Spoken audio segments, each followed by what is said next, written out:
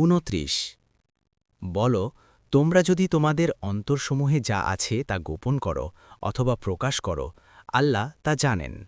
আর আসমানসমূহে যা কিছু আছে ও জমিনে যা আছে তাও তিনি জানেন। আল্লাহ সবকিছুর ওপর ক্ষমতাবান। ৩০ যেদিন প্রত্যেকে উপস্থিত পাবে যে ভালো আমল সে করেছে এবং যে মন্দ আমল সে করেছে তা, তখন সে কামনা করবে যদি মন্দ কাজ ও তার মধ্যে বহুদূর ব্যবধান হতো।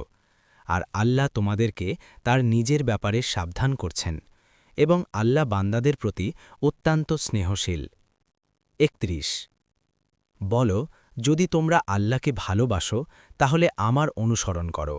আল্লাহ তোমাদেরকে ভালোবাসবেন এবং তোমাদের পাপসমূহ ক্ষমা করে দেবেন। আর আল্লাহ অত্যন্ত ক্ষমাশীল, পরম দয়ালু। ৩২ বল, তোমরা আল্লাহ ও তার রসুলের আনুগত্য করো। তারপর যদি তারা মুখ ফিরিয়ে নেয় তবে নিশ্চয়ই আল্লাহ কাফিরদেরকে ভালোবাসেন না। ৩৩ নিশ্চয়ই আল্লাহ আদম, নূহ ও ইব্রাহিমের পরিবারকে এবং ইমরানের পরিবারকে সৃষ্টিজগতের ওপর মনোনীত করেছেন। ৩৪ তারা একে অপরের বংশধর, আর আল্লাহ সর্বশ্রোতা, সর্বজ্ঞ।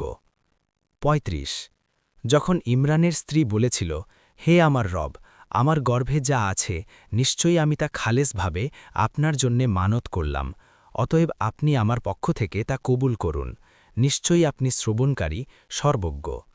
৩৬ অতপর সে যখন তা প্রসব করল, বলল, হে আমার রব, নিশ্চয়ই আমি তা প্রসব করেছি কন্যারূপে।